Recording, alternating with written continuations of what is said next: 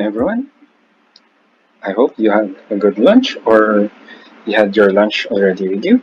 By the way, I'm Joshua Tan from First in Colors, and I'm here to give some of our first-hand experience and some tips with sustainable materials and its development in the Philippine market. So, to start with, who is First in Colors? First in Colors is a company under the DNL Group which handle its polymers, anything related to its polymers, especially colorants, additives, specialty polymers, and our discussion for today, the sustainable plastics. Okay, so we see ourselves as a innovation and solutions provider for the plastic industry, and our main activities are with the color developments, material customization, and plastic solutions, such as the sustainable plastics. And we could be seen in this different market area, and we serve this following clients and partners. So mostly our partners are in the plastic converters or plastic manufacturing side. So a bit of our history. Basically, FIC is the very first company of DNL, and we evolved and formalized during 1988 as a master batch supplier and additive supplier, and we entered export also during 2000 and formalized in Pezazone in 2009 in Laguna. So our stint in biodegradable and or sustainable plastics are started with biodegradable materials with the launch of Biomate in 2008. This is a biodegradable additive for the typical or the incumbent olefin plastic films, such as for the bags, sandbags, film bags, garbage bags, and etc. So later on, we also partnered with Showa Denko to develop the starch-based agricultural films or the mulch film for agriculture for its biodegradable properties. Now, during the development of these two particular products, we saw that there's a need for a shelf-stable product or shelf-stable plastic, in which caused us to partner with NatureWorks, and they provided us the Injeo polylactic acid, which is compostable material. So these are biodegradable material. However, this only biodegrades when you compose it. So during the stint from 2013 onwards, we developed multiple products such as for recycling additives, process optimization additives, um, wood fiber, plant fiber based materials, mineral based materials. And for the compostable products, we had certified Biorest during 2018 under the Seedling logo, and this is found to be 90% plus compostable material. And aside from environmentally sustainable materials, we also do some uh, sustainable product or plastic products for food security and food sustainability. So this is the fresh meat under for modified atmosphere packaging and antimicrobial packaging. But we will not discuss that uh, in this particular forum. So again, so basically that's the short stunt of First in Colors in innovation and sustainability and until up to the present. Okay. Uh, so basically the products of First in Colors are colorants, additive, fillers, the sustainable solutions, and engineered polymers. However, for these forums, would be just focusing on the alternatives and sustainable solutions. Actually, more of our experience on these sustainable solutions. Okay, so let's start with the early years of FIC. So on its early years, actually, we started doing this environmentally friendly materials. During that time, it's not yet towards sustainability. Uh, it's only focused on environment. So the main driver for this development was the flooding. So in the Philippines, the LGU has usually picked the plastic bags as the main culprit for the flooding and etc. for environmental disasters. And what happened is that we produce this biomate, a biodegradable additive, which allows our plastic bags to be biodegradable. So, unlike other biodegradable additive, this has been tested and proven to biodegrade 90% as a carbon dioxide if placed in soil within 2 years' time. So this is the uniqueness of Biomate as compared with its competitor is that it is really tested and certified for biodegradation. Uh, Again, as I've said earlier, since biodegradable additive has a short shelf life, we also dwell with or we also develop the NGO market or the PLA market for compostable materials. And we saw that there's a lots of improvements needed. As such, we did, especially for the converter side, we did drop-in solution material, which is the Biorest compound. So this is the compostable polymer compound, which could be easily converted to straw, cutlers, or film bag, depending on the grades needed. And so as you can see that the first in colors in the early years has started on the biodegradable environmental part. And it's a bit successful and it's half of it is not successful.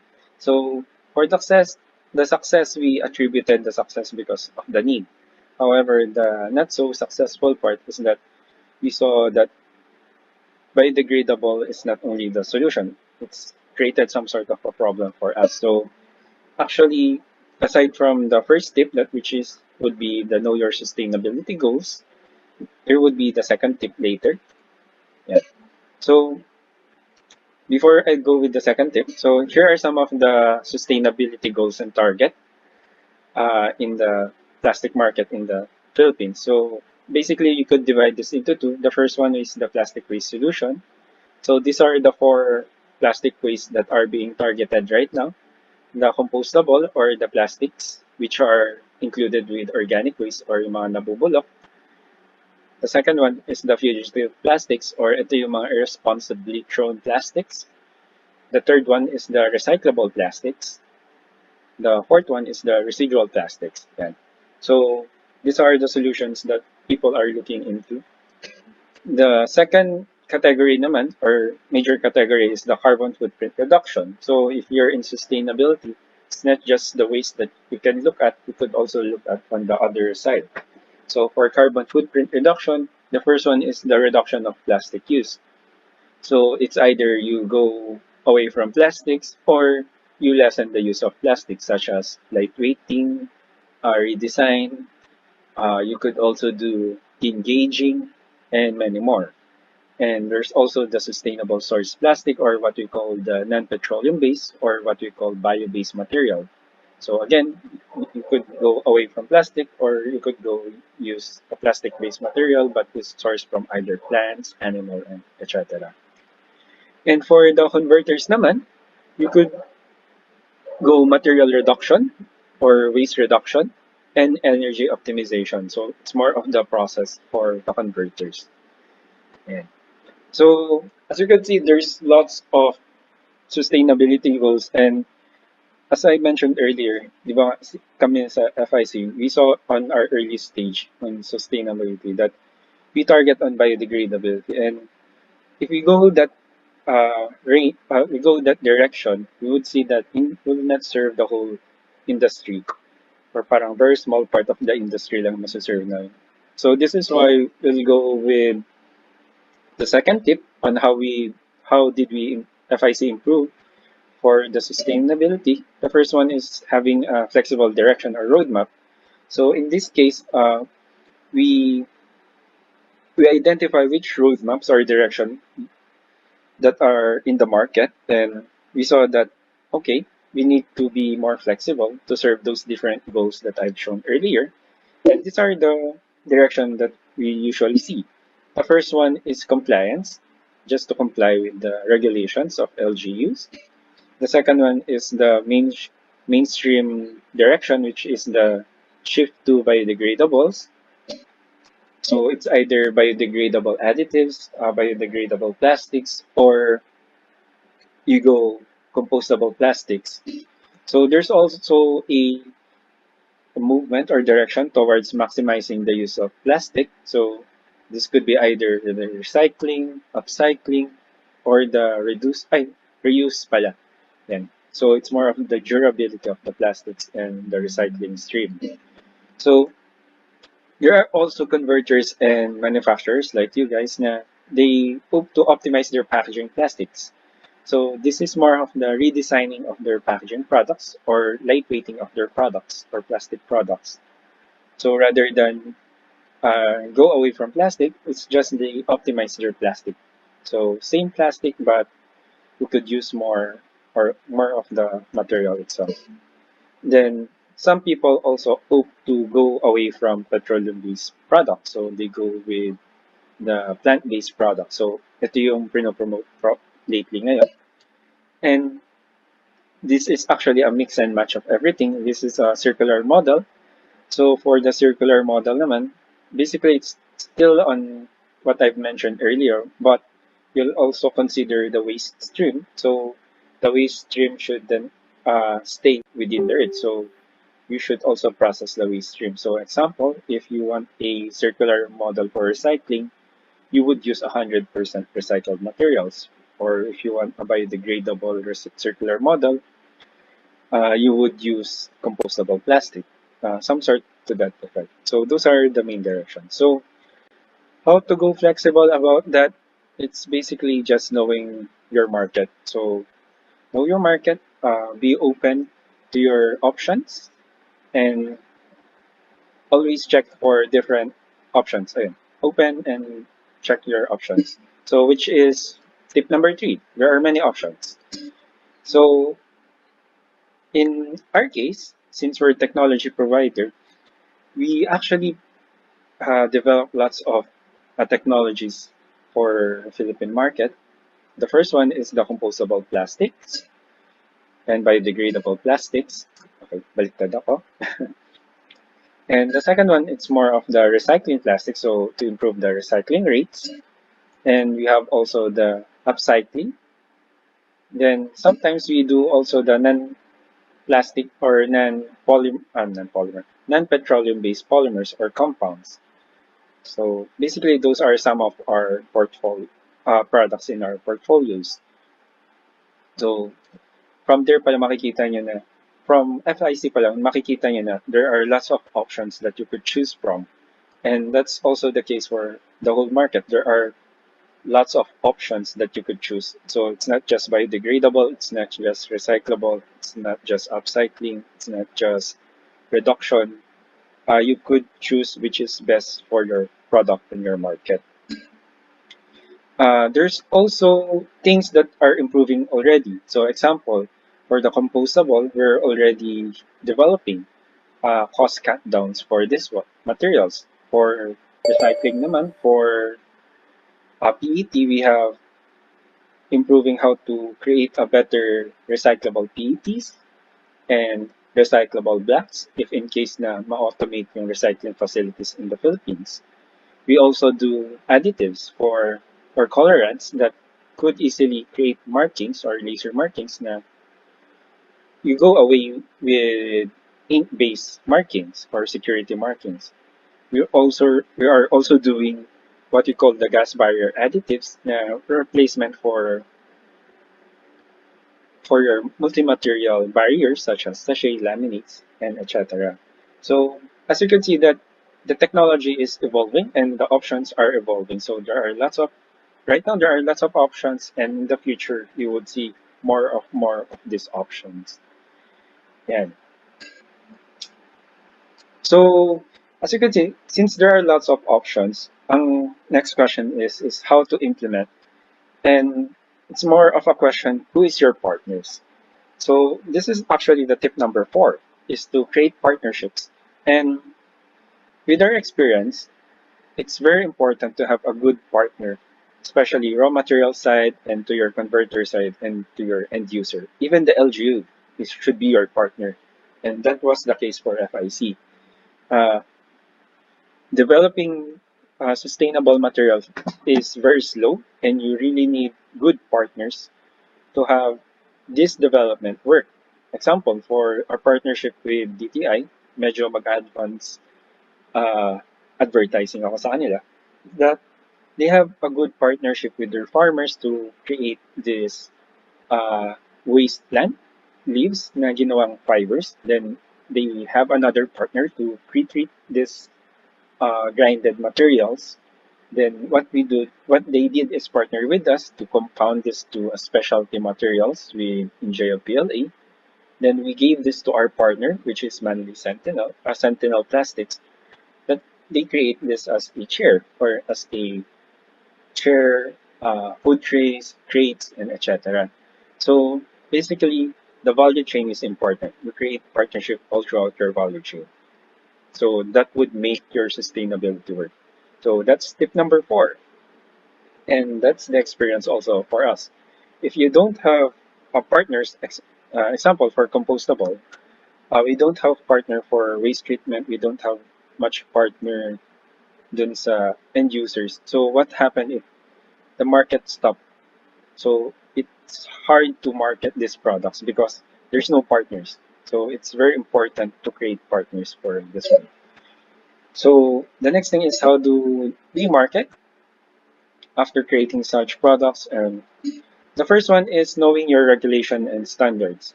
This is very important, especially for sustainable materials if you're handling biodegradables and compostables. And I believe there would be some standards and regulation also for other sustainable products later on. So be knowledgeable about them. Why it's important to be knowledgeable? The first one would be greenwashing. The first thing your competitors would do if you're going with sustainable, like what we did with Biomate and compost biores products, is that we have too much competitors that are greenwashing their products. Example, there are spoons that are PE lined with starch. So they are marketing those as a compostable product, but in fact it's not. So as you can see, that's the biggest problem. Uh, Papasok rin tayo sa tip number 6 later on. The cost difference of those products is very, very far with the real compostable product. So what happened is that since mas mura tong Peking product, it conditions the mind of the end users, the consumers that this is compostable product. So it creates a false image of it. Or even in the biomate, there's fake oxo degradable. It's just oxo degradable only. So it creates just photo degrades only. It doesn't biodegrade. So created that image to the consumers na okay, it just creates microplastics. Pero just in fact na, but in fact there is an additive that it could really produce 100% or not, nearly 100% biodegradation. So it's very important to know your regulation and standards because it some sort protects you on your endeavors. As I've said earlier, know your cost. This is a case for compostable plastics in the Philippine market. As right now in the Philippine market, that or in the global case, compostable plastic specialty PLA has risen its cost, and which makes it not really suitable for general consumers. So this was a problem for us later on when the market was already kicking off. So we didn't expect the price to be that high or it would raise that high due to the global demand. So what happened is that we had a hard time pushing it in the Philippine market. So again, just a tip: know your cost and know your market.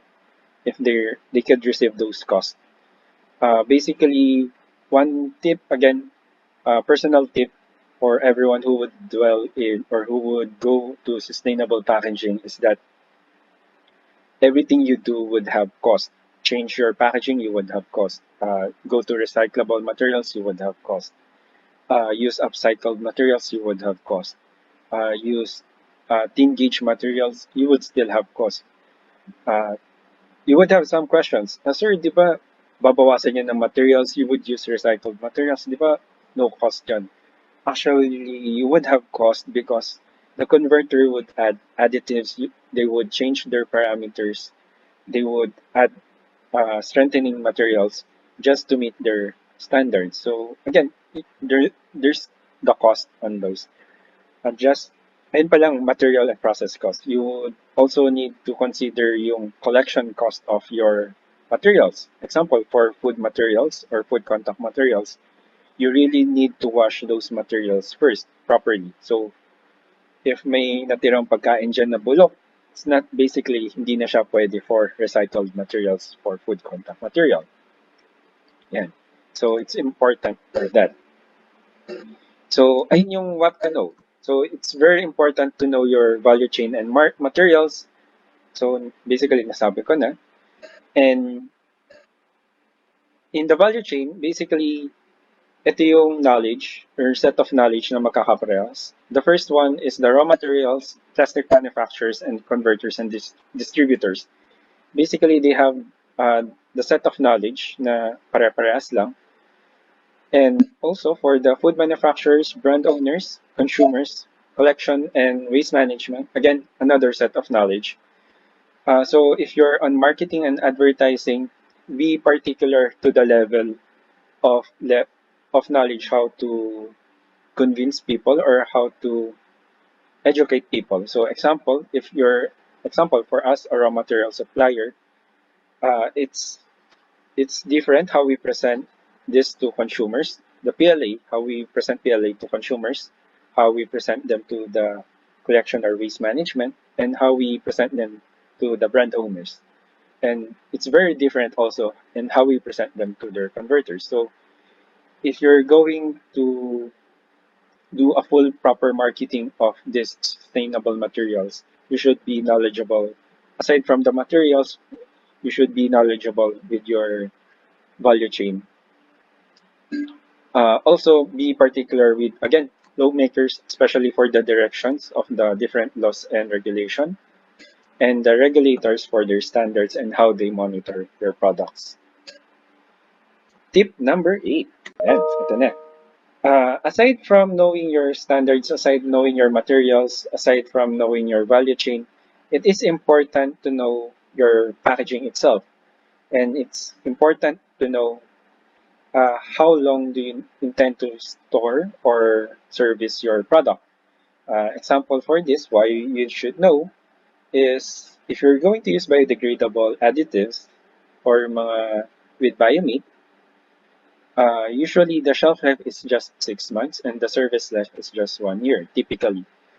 Why 6 months is because it auto degrades within a few months. So usually 6 months yung typical na maayos pa yung properties niya for storage. And so beyond 6 months, mahirap na siya ibenta further or medyo pag binenta mo na siya, hindi na siya ganun kasing ganda as compared with the 6 month storage.